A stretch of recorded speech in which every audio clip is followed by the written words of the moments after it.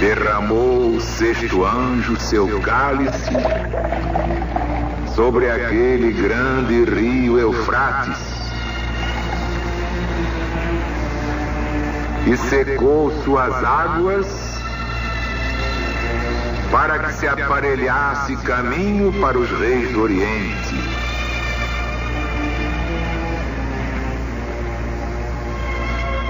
E eu vi saírem da boca do dragão e da boca da besta e da boca do falso profeta 3 espíritos imundos semelhantes às rãs.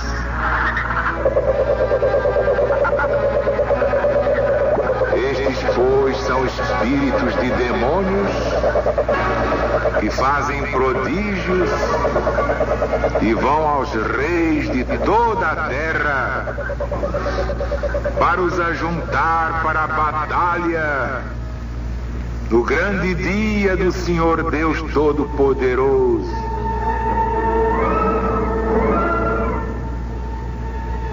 Eis que venho de repente como vem o ladrão. Bem-aventurado aquele que vigia e guarda as suas vestes, para que não ande nu e vejam a sua vergonha.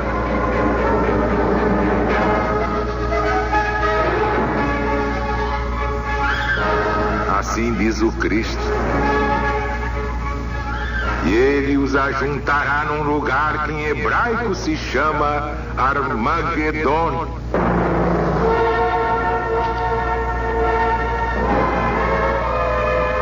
E o sétimo anjo derramou seu cálice pelo ar e saiu uma grande voz do templo, da banda do trono, que dizia: está feito.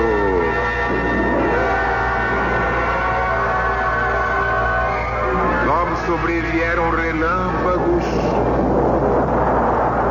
vozes e trovões, e houve um grande tremor de terra, tal e tão grande terremoto que nunca se sentiu desde que existem homens na face da terra.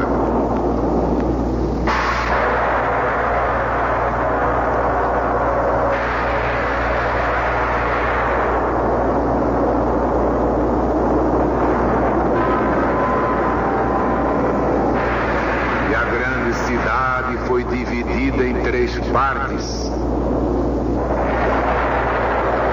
E as cidades das nações caíram. E Babilônia, a grande, veio em memória diante de Deus para lhe dar a beber o cálice do vinho da indignação da sua ira. E toda a ilha fugiu. Os montes não foram achados. E caiu do céu sobre os homens uma grande chuva de pedra, como do peso de um talento. E os homens blasfemaram de Deus por causa da praga da pedra, porque foi grande em extremo.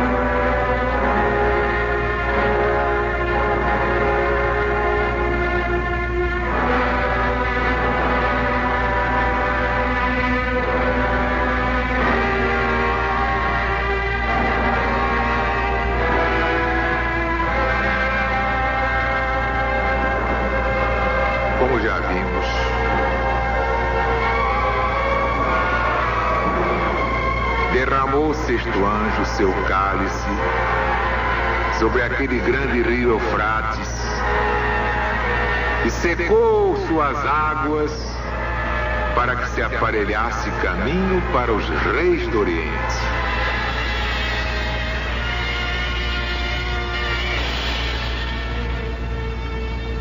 Na estilística dos profetas, secar as águas significa abrir passagem. Está em Isaías, está em Zacarias. E aqui vemos o Eufrates seco para abrir caminho a Sapor, rei da Pérsia, e aos outros que o seguiram para fazer guerra a Valeriano e os seus sucessores de Roma. E vi saírem da boca do dragão e da boca da besta e da boca do falso profeta 3 espíritos imundos.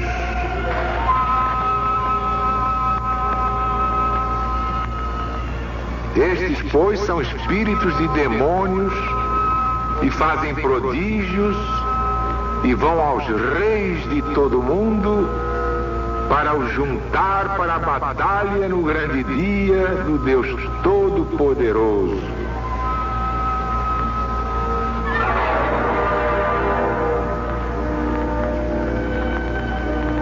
Este falso profeta é o império da filosofia pagã, sustentada na mistificação, na mágica, na astrologia mercenária, e tudo à mercê de 3 espíritos imundos, semelhantes às rãs, espíritos de demônios que fazem prodígios. E tudo mostra que estes 3 espíritos são os mágicos, os adivinhos, os astrólogos vendilhões, mentirosos, achacadores, que em todas as épocas animam os príncipes para subir na vida e tirar vantagem da sua astrologia. Esses de que fala o Apocalipse procuravam influenciar os poderosos contra os cristãos, usando sempre seus prestígios e falsos milagres. Ora, serem 3 as bocas de onde esses 3 espíritos saíam, está demonstrando 3 tempos em que os mágicos valeram muito com os imperadores. O primeiro é Valeriano, ao qual este trecho do Apocalipse particularmente se refere. Dionísio de Alexandria faz menção de um chefe de magia que incitou esse príncipe a perseguir os cristãos, metendo-lhe na cabeça que tudo ia sair muito bem. Basta ler Eusébio. O segundo é Diocleciano, famoso adivinho chamado Tages, se servia das suas adivinhações para o irritar contra os cristãos. O mesmo príncipe mandou a outro adivinho que fosse consultar o oráculo de Apolo, e ele lhe trouxe ordem do oráculo que perseguisse os cristãos. Basta ver capítulo 11 de Lactâncio. Na mesma perseguição, outro mágico por nome Teuteco erigiu um ídolo de Júpiter, que preside as amizades, e pelos seus falsos milagres, pelos seus falsos oráculos que dele se davam, fez que Maximiano se enfurecesse contra os cristãos, assegurando-lhe que Deus mandava que ele, imperador, exterminasse os cristãos. Basta ver o livro de Eusébio. Finalmente, o terceiro é Juliano Apóstata, que se estimava e acreditava nos astrólogos e adivinhos, entre todos aquele famoso Máximo, cujos embustes Eunápio descreve muito bem.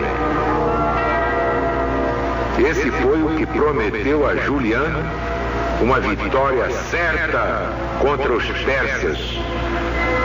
Ora, vimos que justamente o contrário é que aconteceu. Os persas ganharam. Então, depois da derrota de Juliano, todos voltejavam dizendo: ó Máximo, onde estão as tuas máximas?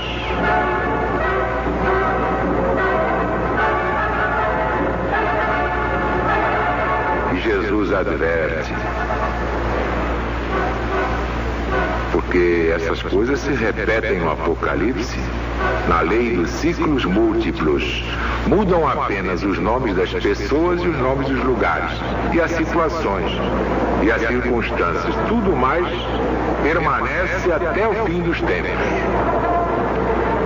Então Jesus adverte: eis que eu venho sem demora, eu venho de repente, quando ninguém espera, como vem assim um ladrão. Bem-aventurado aquele que vigia e guarda as suas vestes, para que não ande nu e vejam a sua fealdade. E ele os ajuntará num lugar que em hebraico se chama Armagedon. E em português a gente diz abrasileiradamente Armagedon. Olha, aí uma prova. Já tivemos 3 Armagedons e o quarto vai ser o pior de todos. O original grego, dos 70, escreve este nome com 2 Ds. A-R-M-A-G, duro, forte, E-D-D-O-N.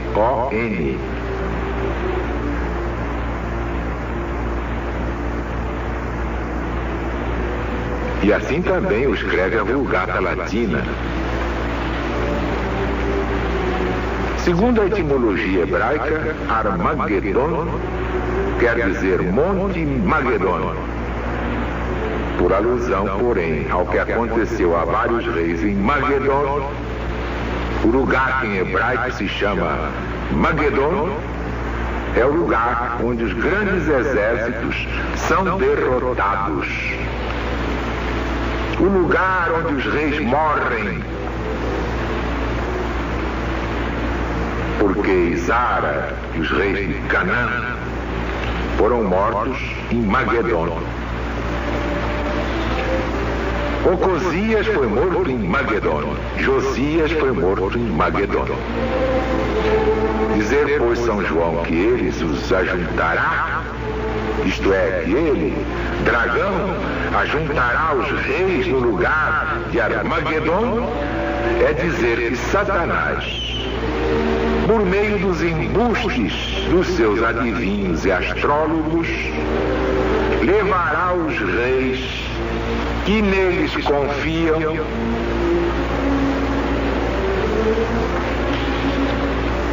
ao lugar da sua destruição própria, da sua morte. Foi o que aconteceu a Valeriano e Juliano Apóstata, porque ambos foram desbaratados pelos persas, seus vencedores. Mas o próximo Armagedon, na 4ª volta cíclica, é uma coisa trágica demais. Por favor, lembre-se que eu não inventei nada. O autor do Evangelho é Jesus. E este Apocalipse é o Evangelho moderno por excelência, é de Jesus, ditado a João na ilha de Patmos. E o sétimo anjo derramou seu cálice pelo ar, e saiu uma grande voz do templo, da banda do trono, dizendo: está feito! O sétimo anjo. No ar se formam as tempestades e os raios. No Império Romano, depois do cativeiro e morte de Valeriano, tudo se abalou, tudo se inquietou com a invasão e hostilidades das nações bárbaras, as quais, com repetidos golpes, arrasaram Roma de ponta a ponta. E saiu uma grande voz: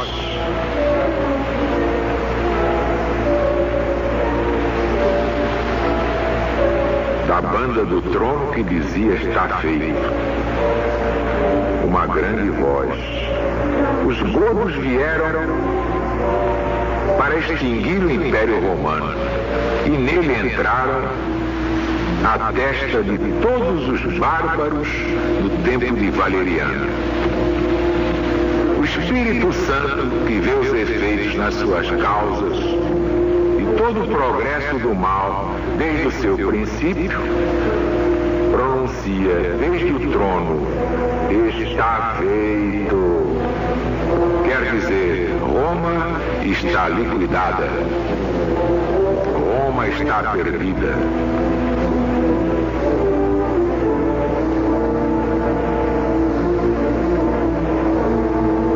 E a grande cidade foi dividida em 3 partes. Aqui, pela sucessão das coisas, estamos já transportados do tempo de Valeriano ao de Honório. Ao pé da letra, vimos então o Império Ocidental dividido em 3: Ravenna, Roma e as Gálias. Por isso diz o profeta: a grande cidade foi dividida em 3 partes. E a cidade das nações caíram. Ora, os godos tomaram muitas praças e as províncias do império se perderam. As Gálias, a Espanha, Grã-Bretanha e outras. Por isso caíram as cidades das nações. E a grande cidade foi dividida em 3 partes, e as cidades das nações caíram, e Babilônia, a grande, veio em memória diante de Deus. É que nesse mesmo tempo, Roma foi tomada por Alarico. E foi o golpe fatal.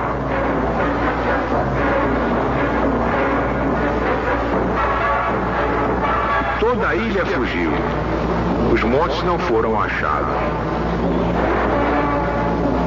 Assim representam os profetas a ruína dos grandes impérios.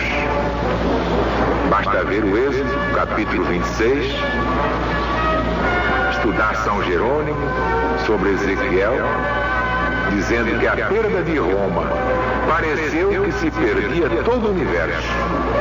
E de fato, Roma era o poder absoluto naquele tempo. E depois quis ser espiritualmente falando. Nas outras voltas cíclicas, o dragão retornou. A besta retornou. Os 3 espíritos imundos retornaram. Com outros nomes. Quais são eles, hein?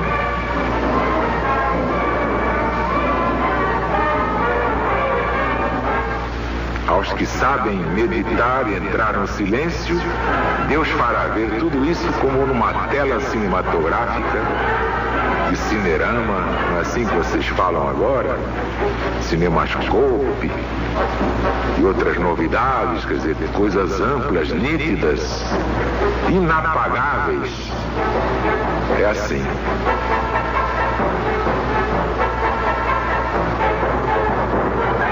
Toda a ilha Síria fugiu.